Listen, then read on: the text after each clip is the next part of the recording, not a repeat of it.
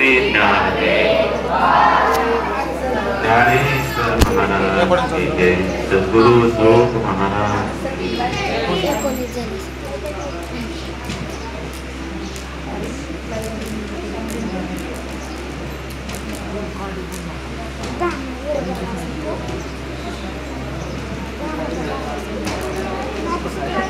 तरी अवधान केले विजे, मर्ग सर्व सुखासी पात्र होते, हे प्रतिज्ञ उत्तर माझे उभरायका।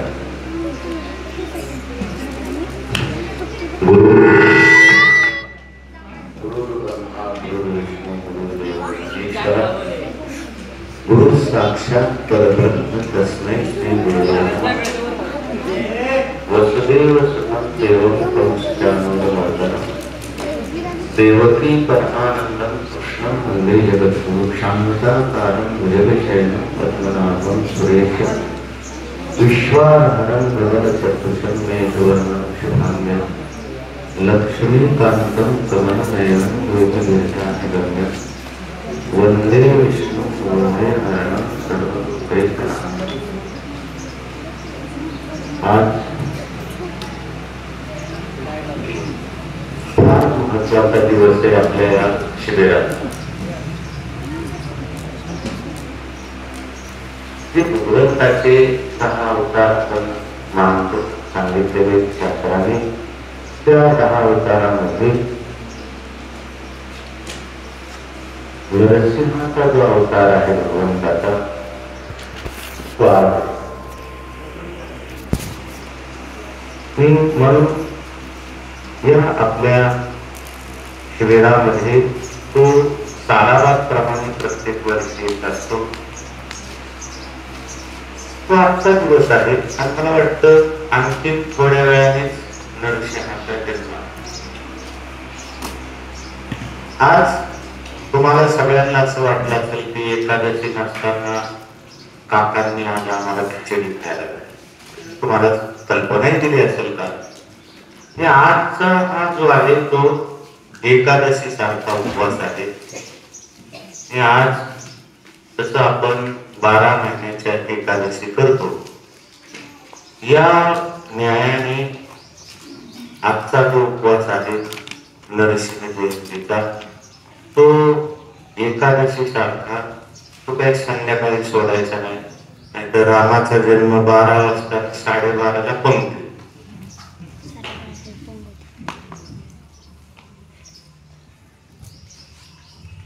बऱ्याच सप्ताहामध्ये सुद्धा असं होतं, कल्पना तुम्हाला आली असेल। यंदा माझं रामनवमीला ज्या गावाला कीर्तन होतं त्या गावाला रामनवमी झाल्यावर जेवण। मी म्हटलं असं कसं काय? ते म्हणजे आमचं नेहमीप्रमाणे चालू 12 पर्यंत उपवास, नंतर जेवण आणि तिथंच पंक्ती होते। असं नाही हो, आपल्या शास्त्राने असं सांगितलेलं नाही। आपल्या शास्त्रामध्ये हा दिवसभराचा काय सांगितलंय? उपवास सांगितलं। रामनवमी, कृष्णाष्टमी, नरसिंह जयंती, वामन जयंती, महाशिवरात्री, हे 5 पर्व सांगितले आणि या 5 पर्वामध्ये 4 एकादशी पर्वात सांगितले, जे 2 कार्तिकी आणि 2 आषाढी।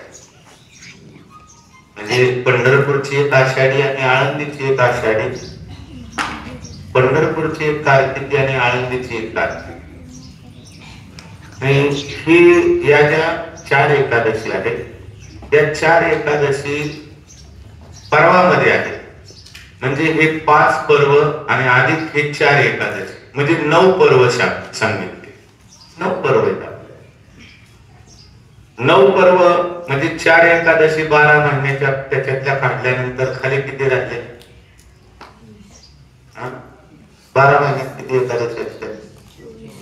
12 महिन्यातल्या एकादशी 24। त्यातल्या 4 काढून घेतल्यानंतर खरे किती राहिले? 20 एकादशी। 20+9 म्हणजे एक 9 पर्व 20 एकादशी, 20+9चा जो उपवास करतो त्याला वैष्णव असं म्हटले. 20+9चा जो उपवास करतो त्याला वैष्णव असं म्हटलंय. आपण सगळे वैष्णव आहोत, वैष्णव पंथाचे आहोत. मग ही जी काही पर्व सांगितलेली आहेत हे सोडायचे नसतं. आणि त्याच्यामध्ये महाशिवरात्र म्हणजे हाच पर्व आपण सांगितलं. उपवास शब्दाचा अर्थ उप अधिक वास. उप म्हणजे जवळ, वास म्हणजे राहणं. म्हणजे कोणाच्या जवळ राहणं? बुंदीच्या, लाडूच्या, नाही का, याच्या जवळ वास्तव्य करायचं त्याला उपवास असं म्हटले. असं नाही, देवाच्या जवळ राहणं म्हणजे किमान या दिवशी तरी, उपवासाच्या दिवशी आपण सतत देवाच्या सानिध्यामध्ये वास्तव्य करणं त्याला उपवास असं म्हटले. अर्थात देवाच्या जवळ म्हणजे मंदिरात राहावं असं काही नाही, पण किमान त्या दिवशी आपल्या मुखामध्ये अखंड देवाचं चिंतन असावं, नामस्मरण असावं.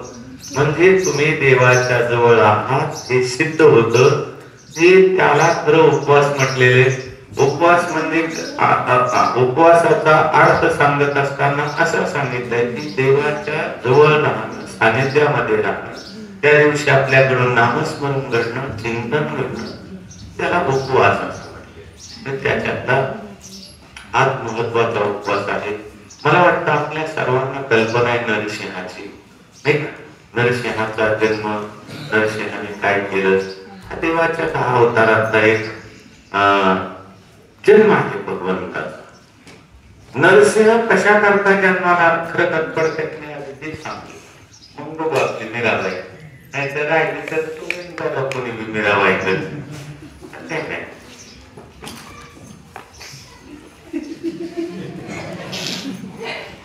सांगूच का?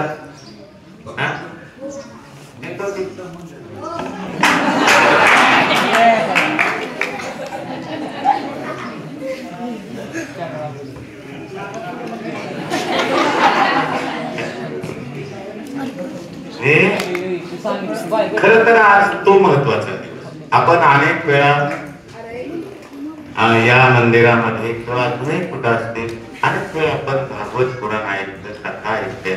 आणखी आपल्या गावामध्ये बी अनेक ठिकाणी भागवत कथेचं आयोजन होत होतं. आपण काकाजी असतील, संभाजीबुवा असतील, आणखी कोणाच्याही मुखामधून भागवताचं आपण श्रवण केलं. भागवतामध्ये, भागवत पुराणामध्ये फार महत्वाची कथा म्हणून प्रल्हादाची कथा आहे. आणि प्रल्हादाची कथा, प्रल्हादाच्या करताच नरसिंह जन्माला. प्रल्हादाच्या वडिलांचं फरमान होतं की आपल्या राज्यामध्ये देवाचं नाव घेऊ द्यायचं नाही.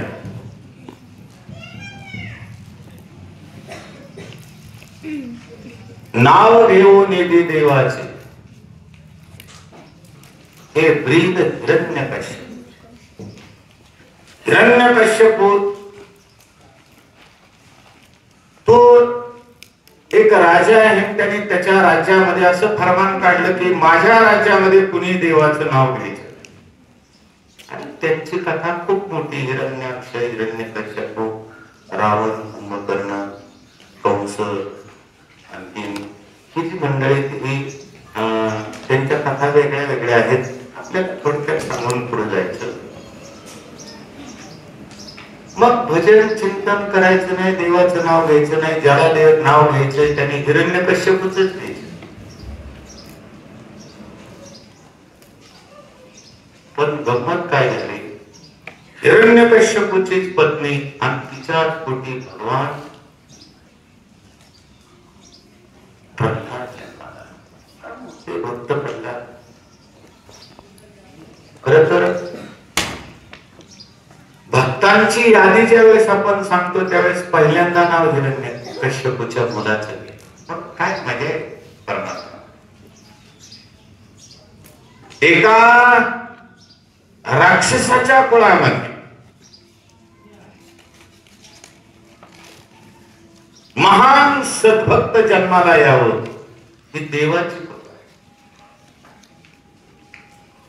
म्हणून आजपर्यंत जेवढे म्हणून भक्त झाले त्या भक्ताच्या यादीमध्ये पहिलं जर नाव कुणाचं असेल तर प्रल्हादाचं.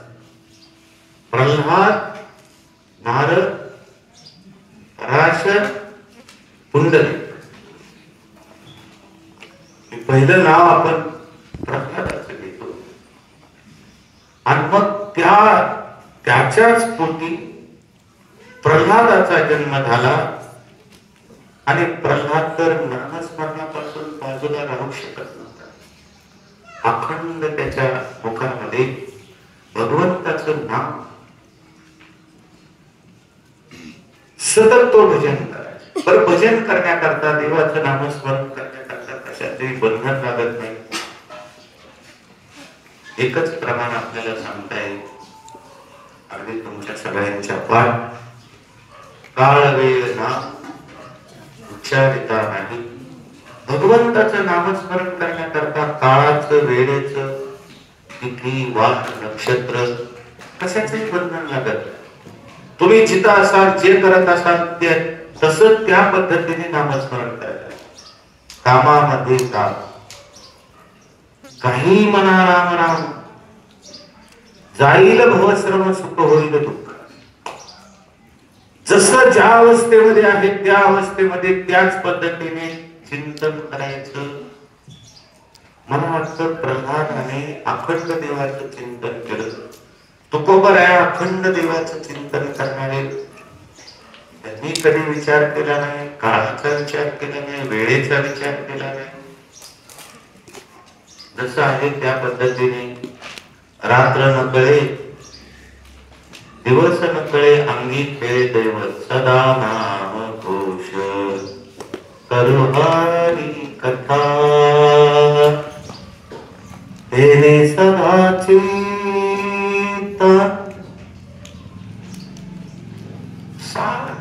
सततम कीर्तयन्तु मां. एवढं नामस्मरण केलं. बरं, नामाचा प्रताप फार गहन आहे. अनेक ठिकाणी त्याचं वर्णन आलेलं आहे. हरिपाठामध्ये तर अनेक प्रमाण आपल्याला सांगता येते. ज्ञानोबराय त्याचं वर्णन करतात. नाम पवित्रानी गोड. आणि मग तो प्रताप ज्या राज्यामध्ये नाव घेण्याला बंदी आहे त्याच ठिकाणी त्यांनी नाम चिंतन करायचं. ज्यावेळेस त्याला शिक्षण घेण्याकरता गुरुकुलामध्ये टाकलं त्यावेळेस तो त्याचे गुरु शिकवायचे, पण गुरुजी बाहेर गेले की सगळ्या पोरांना तो जवळ करायचा आणि देवाचे भजन करायला लावायचे. सगळेजण एकत्र व्हायचे आणि म्हणा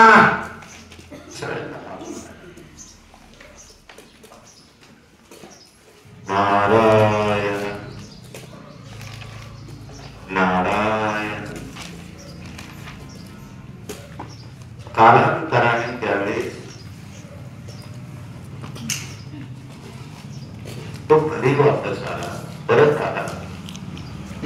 त्यावेळेस वडिलांनी त्याला विचारलं, गुरुकुलामध्ये तू एवढ्या दिवस गेलेला होता, त्या ठिकाणी का शिकला? त्यावेळेस तू भजन करायला ती तळपायाच्या मस्तकात गेली. गुरुजीला बोलून घेतलं, तुम्ही हे शिकवलं का? गुरुजी म्हणजे हे शिकवलंच नाही, हे त्याला येतंय पहिलंच. काही मुलांना खरं उपजत ज्ञान असतं, थोडं जरी चिंतन केलं तरी त्यांच्या लक्षामध्ये राहतं की त्यांची पूर्व पुण्य आहे. मला वाटतं ज्ञानोबरायांना कुठे शिकावं लागलं नाही. उपजताची ज्ञानी हे वर्म जाणवणी आणि आले लोटांगणी चांगले. ज्ञानोबरायांना शिकावं लागलं नाही. अशी आजही काही मुलं आहेत. आता तर या विज्ञान युगामध्ये फार मुलं हुशार आहेत. त्यांना थोडं जरी पाहिलं तरी ते लक्षामध्ये राहत. का? त्यांचं पूर्व पुण्याई आहे आणि पूर्व पुण्याईच्या जोरावर त्यांना ताबडतोब एक पाठी काही माणसं असतात. मला वाटतं त्याच्यात ताकात आम्हाला एक अभंग पाठ करायचं म्हणलं तर 15 दिवस लागते, तरी त्याचं कान मात्र गेल्याच्या काही माणसं एक पाठ एकदा वाचलं की त्यांच्या लक्षामध्ये राहत.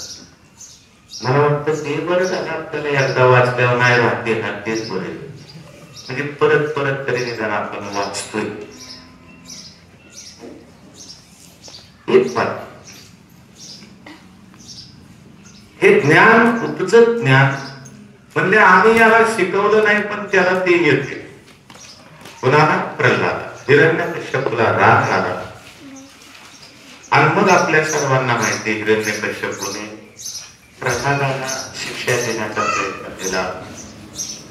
प्रल्हादाला अग्नी परीक्षा द्यावी लागली, प्रल्हादाला विषाची परीक्षा द्यावी लागली, प्रल्हादाला कडेलोटाची परीक्षा द्यावी लागली, प्रल्हादाला हत्तीच्या पायाला बांधावं लागलं. सगळ्या परीक्षेमध्ये प्रल्हाद पास. सगळ्या परीक्षेत याला या परीक्षेने काहीच होत नाही. मग आता काय करावं लागेल? याला मरेपर्यंतची शिक्षा द्यावी. आणि मग त्या हिरण्यकश्यपूची बहीण, त्या बहिणीने सांगितलं, दादा मी कार्ट असं नाही मारणार म्हणते, ते माझ्याकडे दे, मी त्याला मांडीव घेते आणि तू सगळीकडून लाकडं लाव, गवऱ्या लाव आणि पिटून दे. मी काय अग्नीत मरू शकत नाही. हे कार्ट मारल्याशिवाय त्याला सोडतच नाही. हाही प्रयोग केला, हा बी प्रयोग केला. तिने मांडीवर घेतलं, त्याला अग्नी दिला, ते झालं. प्रल्हादाला काहीच झालं नाही हो, ती जळून गेली. भस्मसात कुरुते तथा. प्रल्हादाला त्याचा काही परिणाम नाही. मग मात्र हिरण्यकश्यपूला राग आला आणि रागाच्या भरामध्ये प्रल्हादाला धरलं. अशाच मंडपामध्ये हाताला धरून त्या प्रल्हादाला विचारलं, प्रल्हादा तू ज्याचं नाम चिंतन करतो तू आहे कुठं? त्यांनी सांगितलं, पप्पा मुळात प्रश्नच विचारायला चुकला. तुम्ही आहे कुठे हे विचारलं मला, त्यापेक्षा तो नाही कुठे हे विचारायचं. तुम्ही मला विचारायला पाहिजे होते की तू ज्याचं नामचिंतन करतो तो नाही कुठं, आहे कुठं हे विचारलं चुकीचं आहे. तो नाही कुठं हे विचारा, तो सर्वत्र आहे. सर्व व्याप्त निदम जगत, या जगाच्या प्रत्येक वस्तूमध्ये तो आहे. विठ्ठल जरी स्थळी उरला, सर्वागती राम, सर्वत्र संपूर्ण, सगळीकडेच तो आहे. तो नाही कुठं. हा घट घट में बैठा है श्री भगवान, अनु रेणु काष्टी पाषाणी सकळ. तो सगळीकडेच आहे.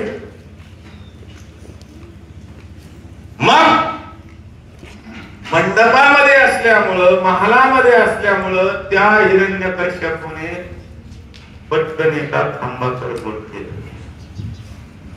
आणि बोट केल्याबरोबर प्रल्हादाला विचारलं, या खांबामध्ये आहे का? प्रल्हादाने सांगितलं, यस आहे. आणि मग त्याला रागाच्या भरामध्ये त्याला गदा मारली खांबावर. गदा मारल्याबरोबर त्या खांबामधूनच आवाज निघाला.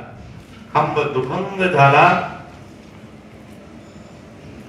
महाराज त्याचं वर्णन करताना सांगतात, खांबावरी लाथ मारिली दुर्जने आणि खांबी नारायण कर.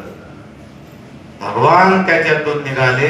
ते नरसिंहाच्या अवतारामध्ये ते सिंहाचं जबडा मानवाचं शरीर कशा करता, तर त्या प्रल्हादाच्या वडिलांनी हिरण्यकश्यपूने तपश्चर्या करून अनेक वर मागितलेले होते आणि त्या वरामध्ये तो जसं जसं त्याला वर दिलेलं होतं त्याच्या विरुद्ध परमात्मा त्यांनी मरण मागताना सांगितलं होतं, आकाशात नको जमिनीवर, त्याला मातीवर,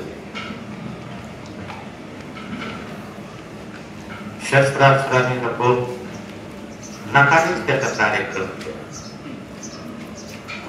सजीव निर्जीवाकडून नको, नकाला घड सजीव म्हणता येत नाही, निर्जीव म्हणता येत नाही. ते लांबत राहतात, कापले तर दुखत नाही. खरं तर माणसाकडे नख आणि केस दोन अशा वस्तू येतात की त्या लांबतात. त्याला सजीवही म्हणता येत नाही, निर्जीवही म्हणता येत नाही. कापलं तर त्याला काय होतही नाही का. नाव्याकडे आपण गेल्यानंतर ते असं दाढीला साबण होते, वस्तू कोणाच्या बिना होतं तसं काय नाही. अगदी सामान्य माणूस जरी असत तरी त्याच्या दाढीला साबण असं धरतं आणि मग बोलत. मग ते काय मोदीला तरी सोडते, पंतप्रधानांना तसंच करते. तेवढ्या नाही थांबत, पुन्हा असं करत नाकात केस काय म्हणता येत नाही. जर काय म्हणावं हालचाल करावं तर कापी आता नाही त्याच्याकडे.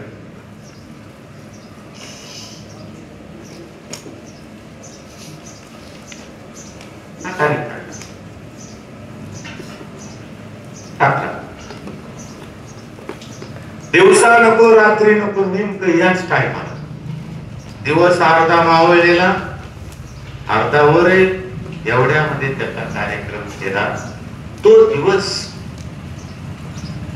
आज आहे म्हणून आपण थोडस सांगण्याचा प्रयत्न केला. बाल संस्कार शिबिर 1 मे ते 18 सालाबाद प्रमाणे मला वाटतं 6-7 वर्ष तर आपल्या या गावामध्ये शिबिराला आता महाराज आहे, रघुनाथ महाराज आहे, संभाजी महाराज, अरुण महाराज, तुकाराम महेश, प्रवीण, उपमन्यू महाराज सगळेच. आणि या सगळ्यांच्या कृपाशीर्वादाने 6-7 वर्षापासून या ठिकाणी महाराष्ट्रभर अनेक गावागावामध्ये शिबिर चालली. बऱ्याच ठिकाणची मी शिबिर पाहिली.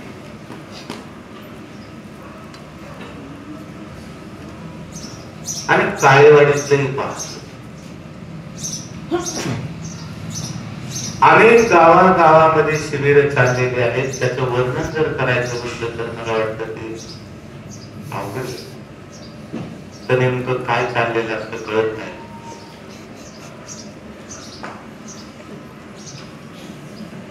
एक महाराज असतो तो त्यातले निमे शिबिरातून कीर्तनाला गेलेला. ती पोरच असते, कोणीतरी त्यांना सांभाळ. इथं ही सगळी मंडळी बसून मुलांच्यावर ध्यान ठेवतात. त्यांची व्यवस्था करणारं समस्त ग्रामस्थ कार्य. आणि खरं तर जोग महाराज वारकरी शिक्षण संस्था 100 वर्षापूर्वी स्थापन झालेली, आज ताब्यात चाललेली, त्या संस्थेच्या आधारावरच काळेवाडीचं संस्कार शिबिर.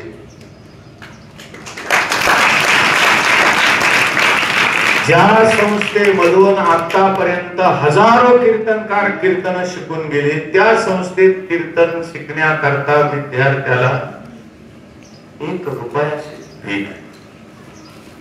आणि तिथले जे शिक्षक होऊन गेले त्या शिक्षकांना 1 रुपया पगार बिना मोबदल्यामध्ये. आज तुम्हाला कल्पना आहे नाही, आमचे प्रातस्मरणीय श्री गुरु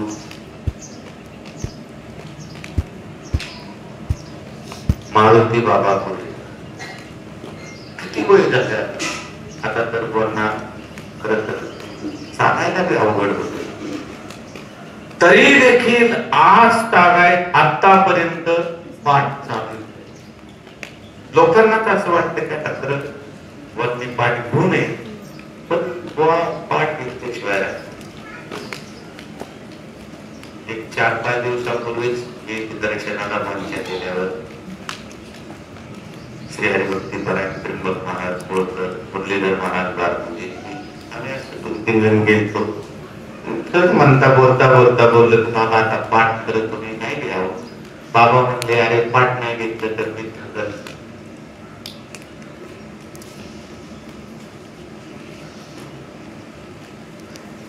सत्त्याण्णव 98 वर्षाचं वय होतं. जेवढे मी जुन्या वारकरी शिक्षण संस्थेत गेलेली मंडळी, तो जिना तिथला जिना अजून डोळ्यासमोर आमच्या येतो. तो सरळच जिना आहे आणि तो काही 6 इंचाचा नाही, लाकडी जिना आहे. 1.5 फुटाच्या पायऱ्या आहेत. दिवसामध्ये 2-4 वेळेस वर तेवढ्या चढतात खाली. 87 वर्षाचं वय, 97 वर्षाचं वय.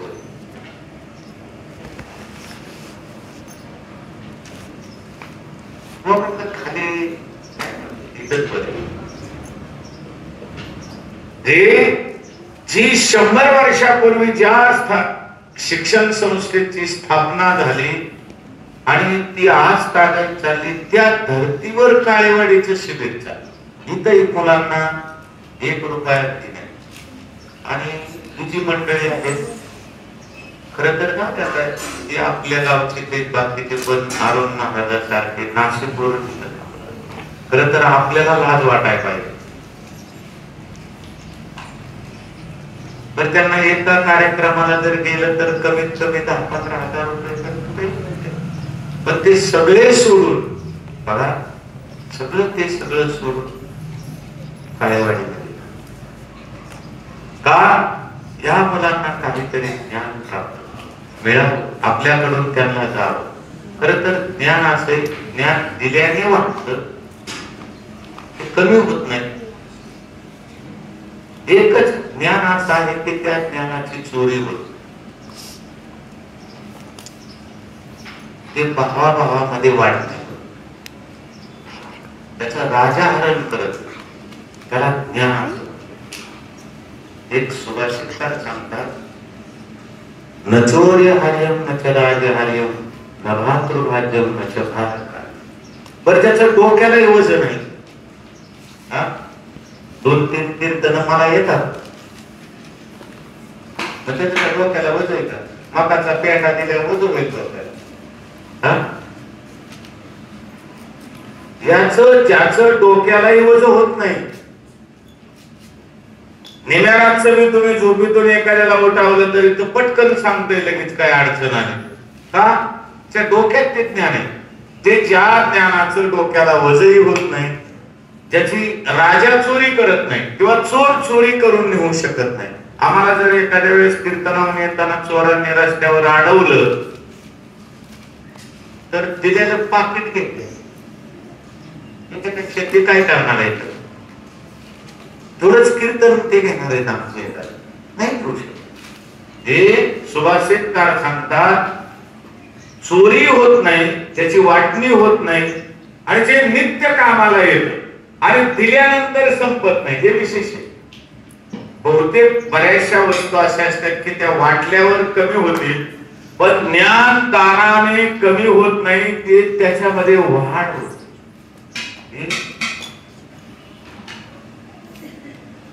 अरुण महाराजांसारखी मंडळी नाशिक जिल्ह्यामधून 17-18 दिवस तुमच्या गावामध्ये राहायचं काही कारण नाही, पण हे विद्यार्थी शिकतात ना, त्यांना आपल्याकडून काहीतरी मिळावं त्याकरता ते इथं 7 दिवस 8 दिवस सप्ताह झाला तर इथून पुढे शिबिरात अनेक गावांना जरी शिबिर असतील, संस्कार शिबिर, त्याच्यामध्ये पैसा गोळा करायचा. आता मला वाटतं काय मुलं तर पहिल्यापासून असते ना, म्हणजे पहिलं शिबिर झाल्यापासून आतापर्यंत 7-8 वर्ष आणि त्यांची प्रगती आपण पाहिजे। जे बरेचसे मुलं आज मृदंग वाजवतात, त्यांना येते आणि का खर तर काळाची गरज। आज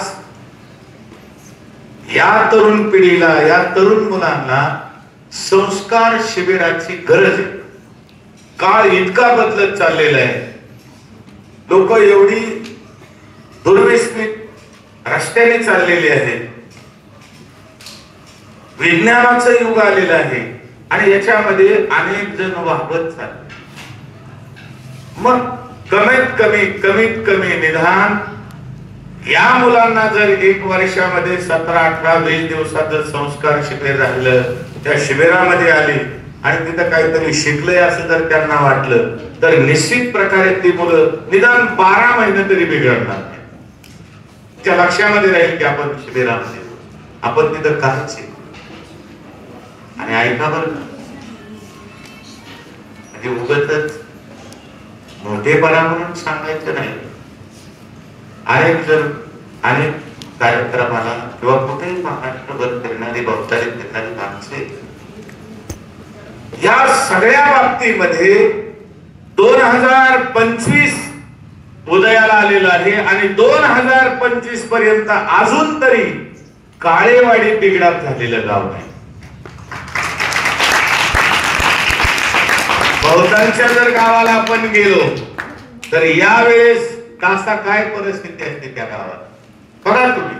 शेजारची गावं बघा आपल्या, संध्याकाळचं जा तुम्ही 4च्या पुढं, सगळीच मंडळी बरेचसे रस्त्याने तुम्हाला हरिपाठ करताना दिसते, म्हणजे नाचत्या हरिपाठात। अरुण महाराज तुम्ही किती दिवस झाला आमच्या गावाला येत आहे, सांगा तुम्हाला एक तरी टांगा पलटी दिसला का गावात? नाही हो। अजून गावाने आमच्या खरं वारकऱ्यांची शान राखली असं मला वाटतं। हे महत्वाचं आहे का तर त्याला खरी जर त्याला गरज जर कशाची असेल किंवा त्यांच्यावर काय प्रभाव असेल तर तो हा संस्काराचा प्रभाव। आमचे पूर्वज याच संस्कारामध्ये वाढले, आमचे आई वडील या संस्कारामध्ये वाढले, आम्ही ज्या संस्कारामध्ये वाढलो ते संस्कार आमचं जन्मभर वाम मार्गाला जाऊ देणार। ते संस्कार एवढं फार घट्ट, इथं पोरगा जन्माला येण्याच्या अगोदर कार्यक्रम चाललेले।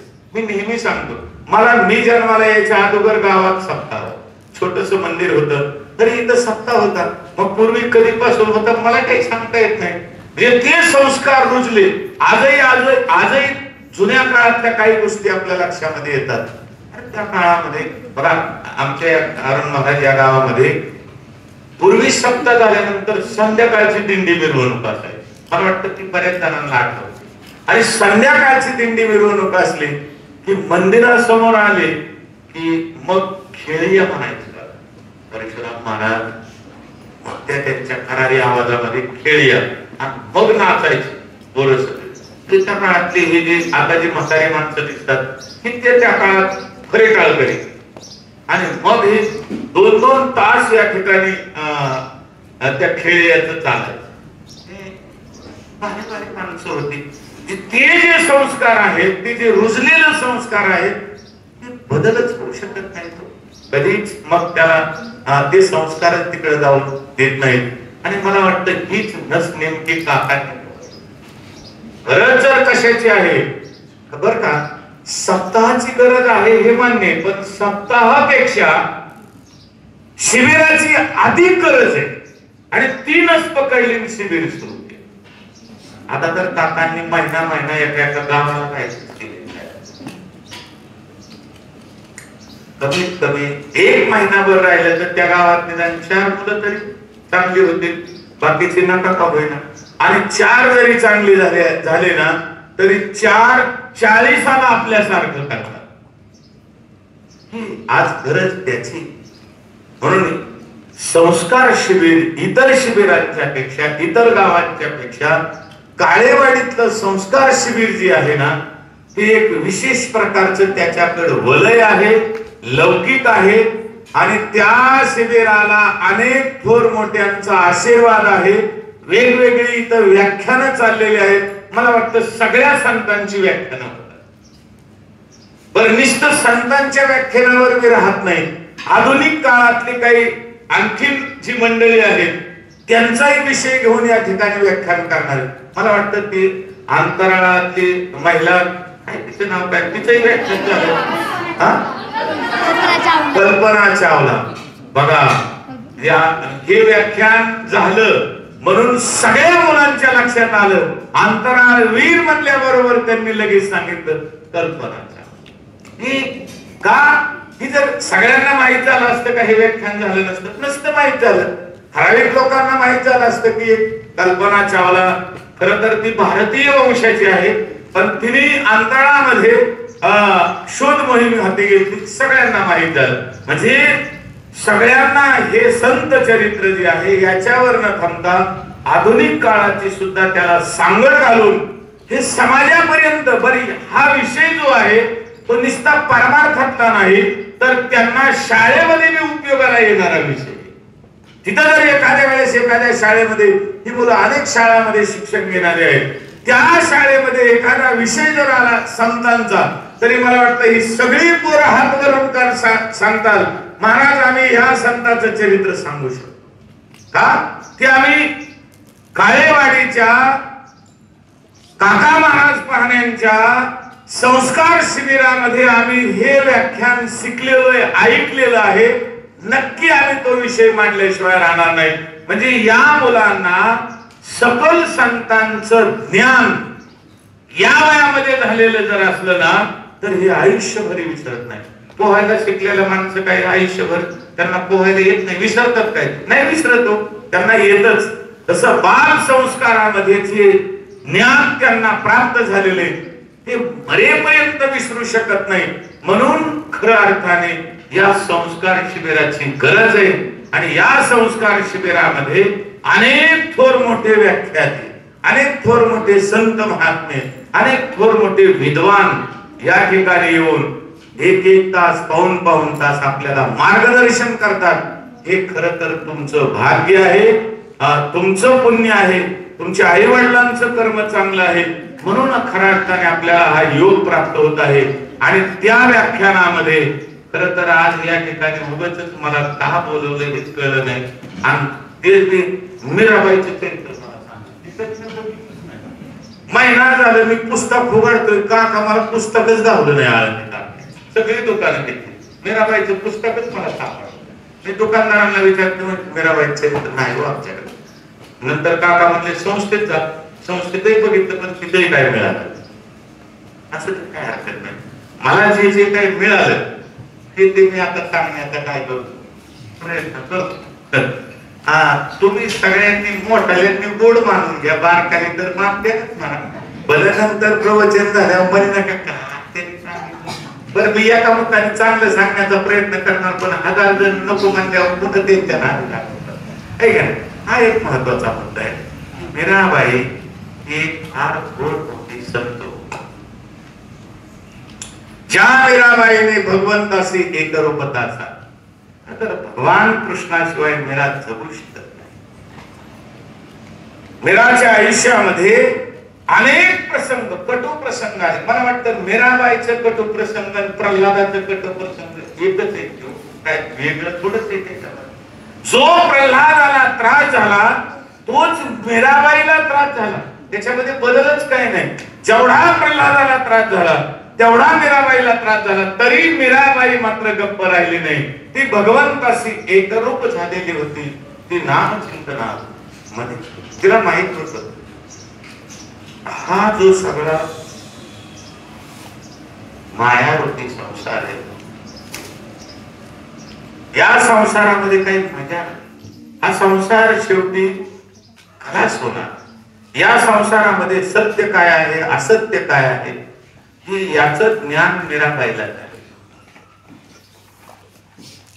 मीराबाई जसं प्रल्हादाच्या आईने प्रल्हाद गर्भाशयामध्ये असताना कथा कीर्तन, याच धर्तीप्रमाणे मीराबाईच्या वेळेस मीराबाईच्या आईच्या उदरामध्ये होती त्यावेळेस मीराबाईच्या आईने सुद्धा कथा कीर्तन आहे, भागवत श्रवण केलेलं, पुराण श्रवण केले, गीता भागवत करीती श्रवण, अखंड चिंतन विठोबाचे.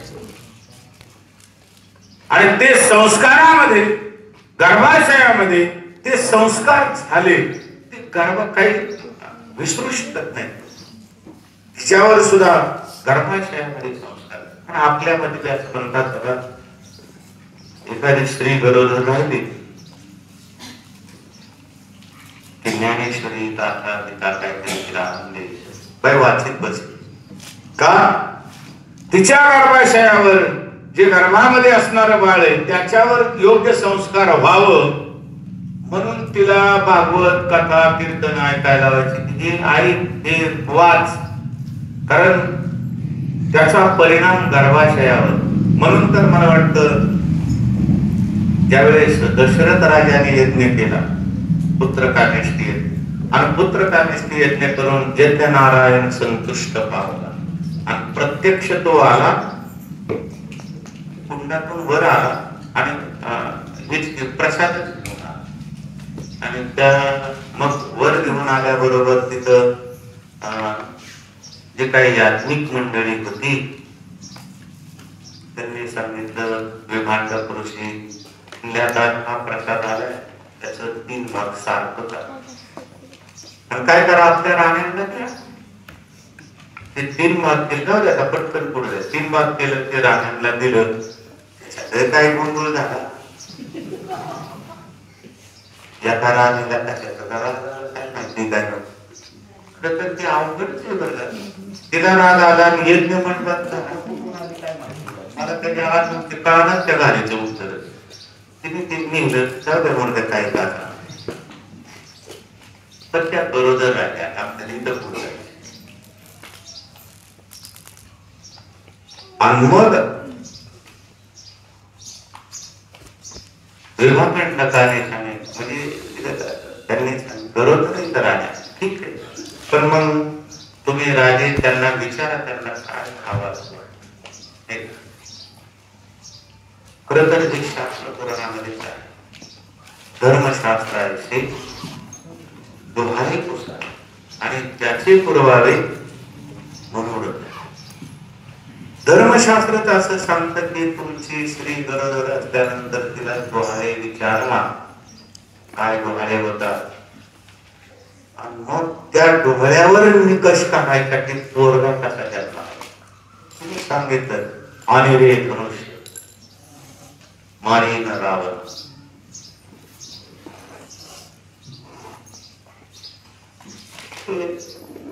मूल जन्माला येण्याच्या अगोदरच विचारलं पाहिजे. आपल्या एखाद्या स्त्रीला जर विचारलं तर ती म्हणा या पाठाची गोट काढून घालते माझ्याला. मी म्हणतो चिचा खाणाऱ्या त्यात बऱ्या काय तर बिचाराच्या आड जाऊन माती खाल्ल्यावर काय जन्माला राक्षसच यायचा ना. ढेकड्या पोटाचं, बोबड्या रागाचं, नाट्या नाकाचं. आमचे गुरुवर्य वैकुंठवासी महाराज वैद्य महाराज देवळात बसल्यावर ते दिसतच नसत, पटायचं मोठा गोळी काय. हा परिणाम कशाला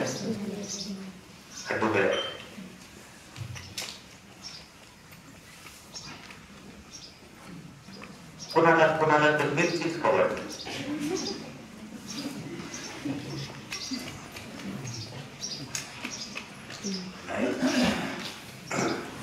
खर तर हा परिणाम गर्भाशयामध्येच होतो आणि हे झालं नसतं तर का काय येत.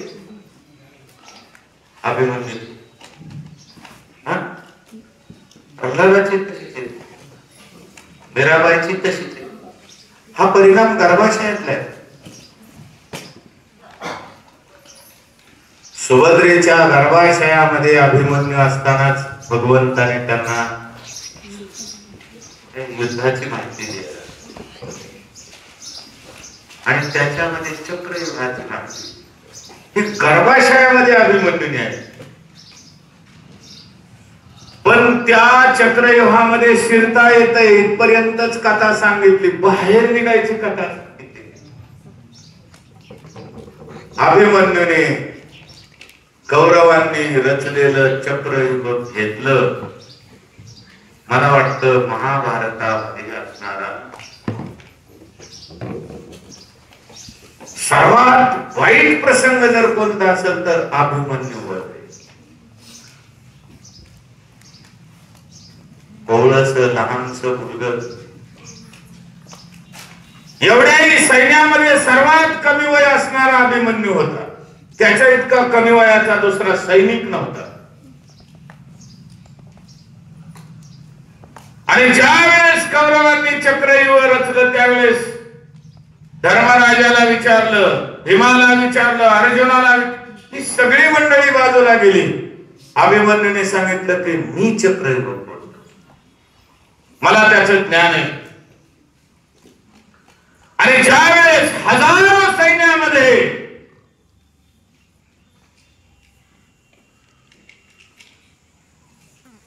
एकटाच अभिमन्यू विजयासारखा चमकत आतमध्ये शिरत आहे, हजारो सैन्यांनी पाहिजे.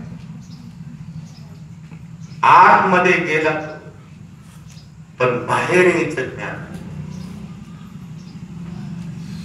मग या सगळ्या सैन्यांनी अभिमन्यूला पकडलं, घेरलं, धरलं, अडवलं, मध्ये घेतलं आणि सगळेजण मिळून त्याच्यावर तुटून पडले. हो,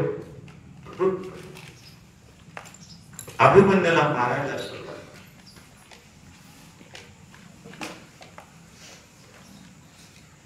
द्रोणाचार्याकडे, भीष्माचार्याकडे करुणेने पाहणारा अभिमन्यू सगळ्यांनी खाली पाहणारा.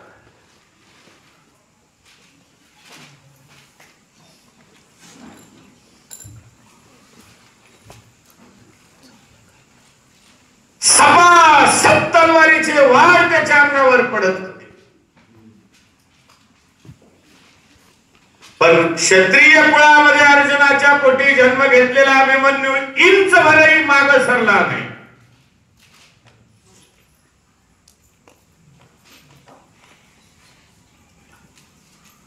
घायाळ केला अभिमन्यूला. अभिमन्यू रणांगणावर पडला आणि रणांगणावर पडल्यानंतर जाता जाता जयद्रथाने लाथ मारली.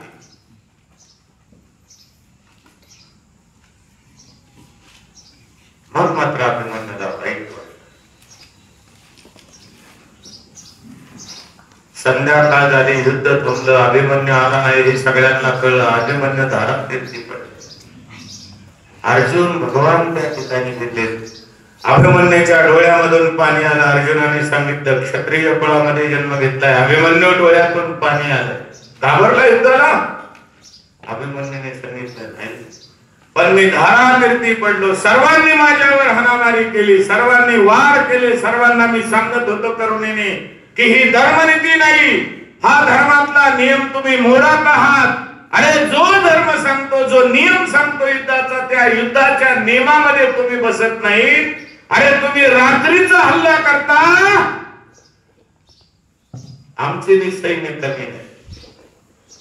तुम्ही एका ठिकाणावर द्रोण टाकले, आम्ही 9 ठिकाणी द्रोणाने उद्ध्वस्त करून टाकले. त्याला मोदी म्हणतात. बरं,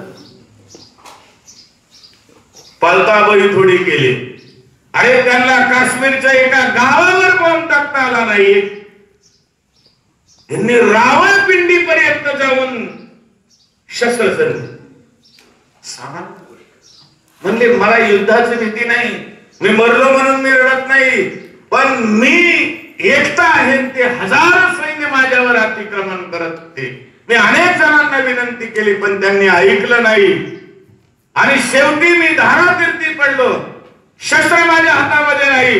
आणि त्या वेळेमध्ये जयद्रथाने लाथ मारली. अर्जुनाने मग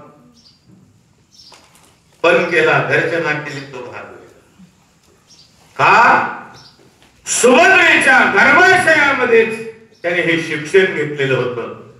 तसं मीराबाईची आई मीराबाई गर्भाशयामध्ये असतानाच कथा कीर्तन श्रवण केलेलं होतं, त्याचा परिणाम मीराबाईवर झालेला होता. मीराबाई ज्यावेळेस जन्माला आली त्यावेळेस मीराबाई जन्माला आल्यानंतर खर तर लहानपणी तिची आई वारली अशी चरित्रात त्याचं वर्णन आलेले. आजोबांकडे तिचं संभोग,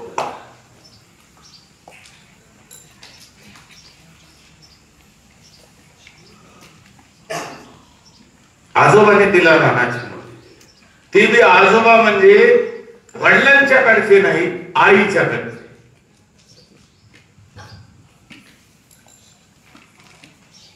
तशी राजघराण्यामध्ये मीराबाई आमची थोडे उच्च घराण्यात जन्माला आलेली माणसं परमार्थात थोडी कमी असतात.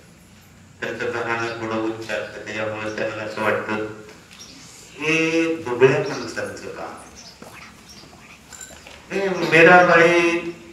मीराबाई आजोबा बरोबर देवपूजा करायची. आजोबा वैष्णव होते आणि वैष्णव धार्मिक वृत्तीचे असल्यामुळे ती मीराबाईला घेऊन मग मीराबाई त्यांना देवपूजामध्ये अनेक प्रकारची काय करायची, मदत करायची.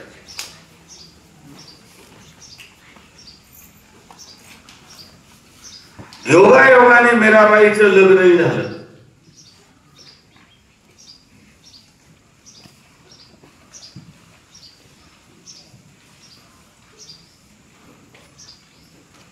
राजघराण्यात किंवा ते राजाला दिली.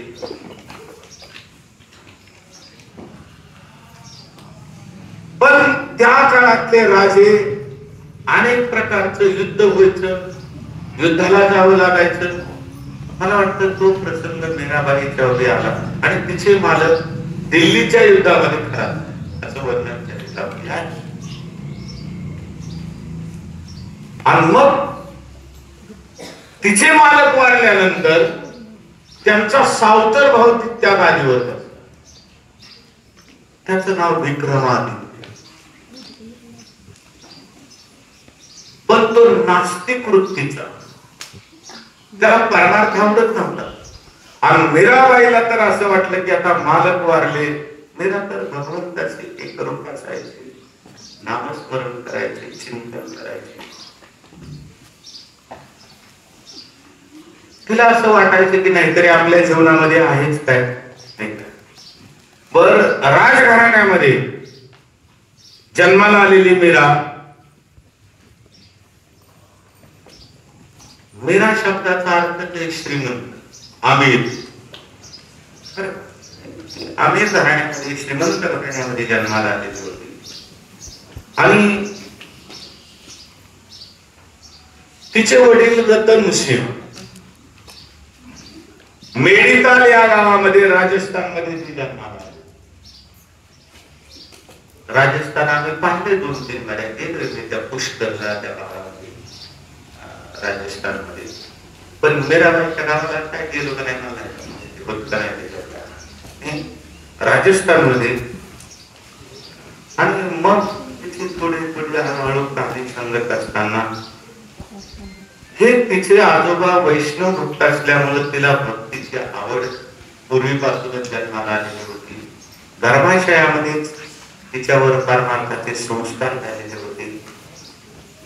सगळंच गेल्यानंतर, वैभव गेल्यानंतर मग तिला असं म्हणतात तिने एक लग्नाची वरात काढली सांगतात. मग तिच्या आईला तिने विचारलं की हे काय चाललंय. ती म्हणली ही लग्नाची वरात म्हणजे हे काय असतं, सगळं समजून सांगितलं. मग म्हणली माझं लग्न कुणाशी करायचं म्हणतात मला. मग तिने काय केलं, आईने आपलं कृष्णाच्या मूर्तीकडे अशी एक आख्यायिका आहे. तेव्हापासूनच तिने भगवंताला आपलं मालक म्हणून बनले.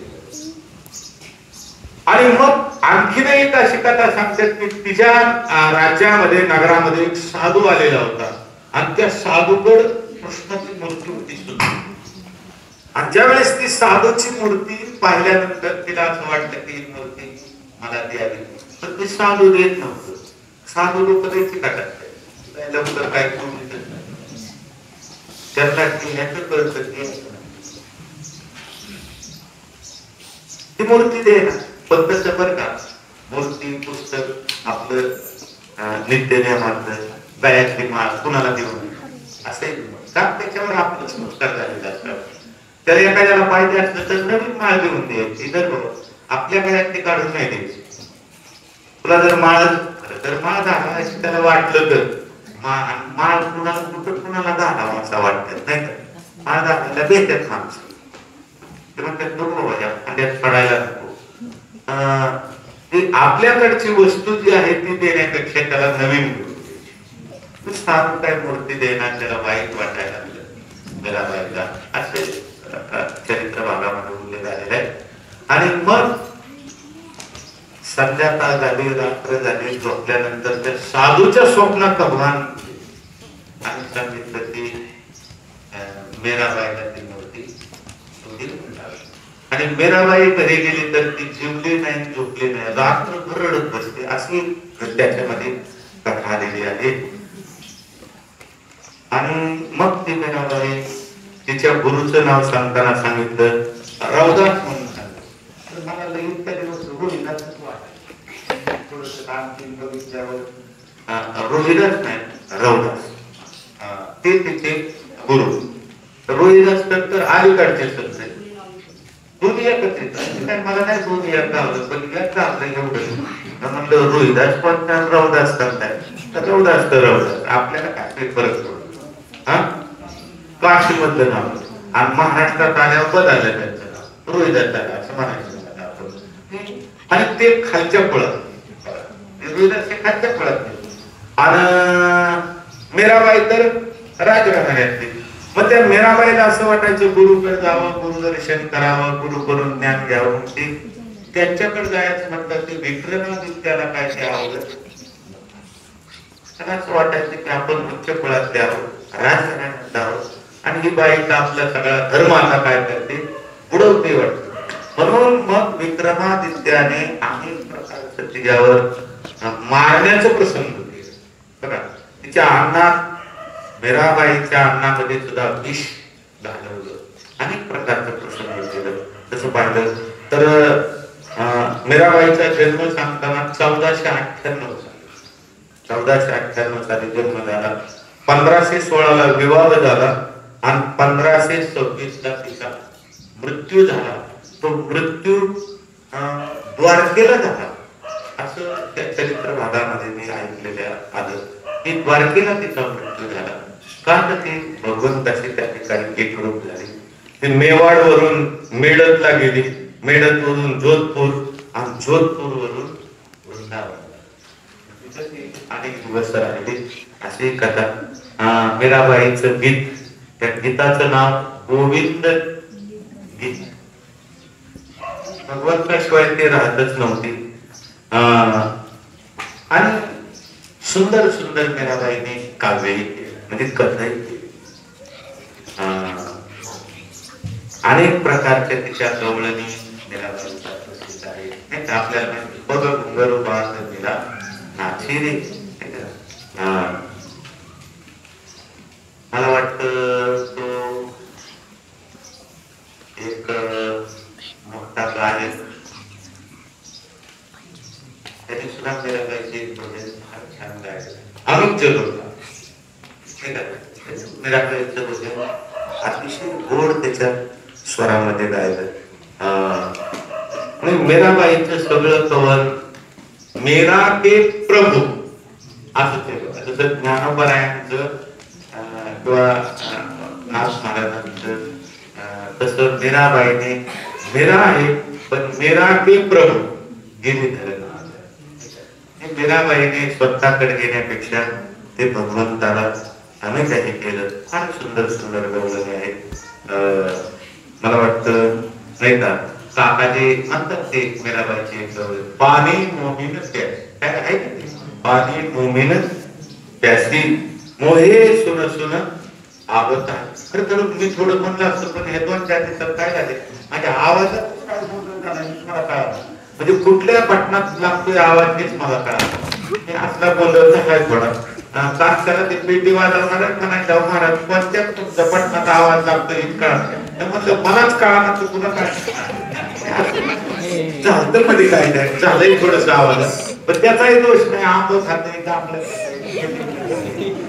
खायला नाही सुपार राहिल्यावर आवाज तरी कवर टिकून राहील असं म्हणून काकांच्याकडून मी गवळण ही 2-4 महिने काकांच्या पुन्हा ऐकते पाणी पाणी मुमेंट पैसे असे तुम बिन मेरी कौन कबीर असं 2-3 गवळणी म्हणून आपल्या म्हणायच्या नाही पण कारण माझा आवाजच चालू नाही आज म्हणून मी आपलं निष्ठ लिहून आणलं एवढंच झालं तसं मीराबाईच्याच गवळणीवर मी खरं कीर्तनकार झालो बरं आता सांगायला हरकत नाही मी जेव्हा गुरुवळीत होतो लहानपणी इथं गावात भजन असायचं बघा इथं हनुमंताजींच्या ह्या वाड्यात तिथं सपार होत तेव्हा काहीतरी वाडा नव्हता सपराचं घर होत आणि मग तिथं भजन करायचं आम्ही गुरुकीत सगळे भजनाला कायदा काय दुसरा कायदा तिथं भजन असायचं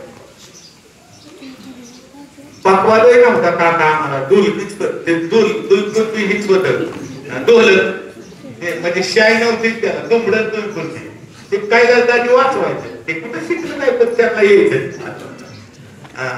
तिथं ते आम्ही बसायचो गुरं वळून संध्याकाळी आलं तेव्हा काय अशी घरं नाही नव्हती झोपायला सगळ्यांना देवळं शाळा जनावरांचं गोठ त्याच्यातच खरं झोपायचं आणि मग तिथं ते भजन लक्ष्मणराजे पेटी वाजवायचे आणि कधी लक्ष्मणराजेने ज्याला येत आहे त्याला नाही येत आहे सगळ्यांना जवळ करण्याची त्यांच्याकडे खरं ताकद होती बरं का त्यांनी सगळ्यांना जवळ केलं भजन शिकवलं आणि मग तिथं भजन करत असताना मला ती एकच गवळण यायची मला दुसरं येत त्यांच्या मालिका पाठवायच्या बाप्पा माहिती सगळे भजन म्हणणारी चांगली मला काही येत नव्हतं पहिल्यापासून काही मला वेळ लागत नव्हता पण मला तेव्हा मीराबाईची एक गवळण आणि ती गवळणच मी म्हणायचो आणि हे काय करायचे कधी कधी माझ्या अगोदरच ती म्हणायची माझं भजन ते तेवढंच यायचं ते म्हणून घेतल्यावर पुढं काय आपल्याला तिथून पुढे नंतर मग मी मालिकाच आणून अभंग आणखीन पाठ केले तो भाग वेगळा पण मीराबाईची गवळणच मला परमार्थाला कारणीभूत ठरली जसं मीराबाईने मी परमार्थ केला तसं माझ्या सुद्धा आयुष्यामध्ये मीराबाईची गवळणच माझी अगदी आवडती होती त्या काळात आणखीन एक म्हणायचो नाव किनारेला ऐकली बी असेल माझी देवाच्या बातम्या कोणी पण ही गवळण मला ही माझी पाठच होती आणि कधी कधी काय व्हायचं मग मी जायच्या अगोदरच कोणतरी म्हणून घ्यायचं मी म्हणणार आज काय करताय म्हणजे मला म्हणून देत ना मला तेवढीच येते म्हणायचं ती मी तुम्ही म्हणताय मीराबाई फार मोठी संत होऊन गेली शेवटी तर असं म्हटलंय म्हणजे मीराबाईची तुलना करताना असं सांगितलं की मीराबाई आदल्या जन्मेची राधा होती आणि तिचंच मला वाटतं काही आणखीन शिल्लक राहिलेला असेल परमार्थ म्हणून तिला परत मीराबाईच्या नावाने जन्म घ्यावा लागला आणि आणखीन तिने भगवंताची भक्ती पूर्ण केली जसं नामदेव महाराजांना अपूर्ण राहिलेलं काम पूर्ण करण्याकरता निघूमध्ये त्यांना जन्म घ्यावा लागला आणि राहिलेली भक्ती तुकोबरायांनी पूर्ण केली तशी मीराबाईने सुद्धा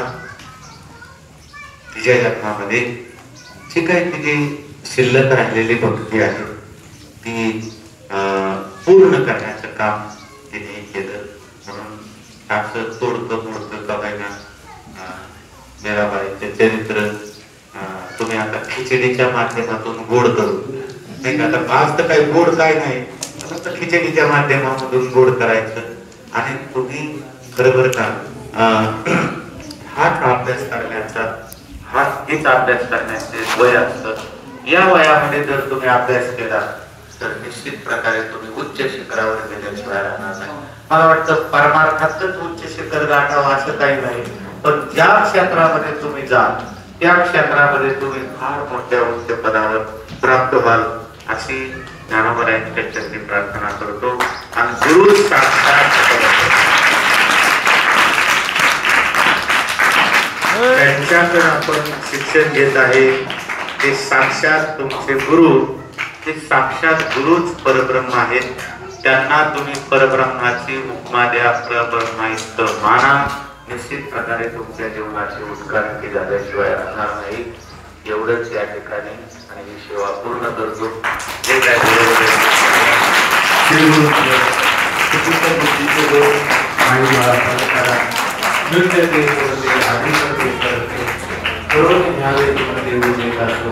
आईच्या प्रसादे काही बोलिलो विनोदे बदल क्षमा करणे संधी नव्हे नोहे हा उपदेश तुमचे बडबडिलो शेष तुमच्या कृते के पोचली जन्मोजन्मे तुका म्हणे कुंडली कोरबा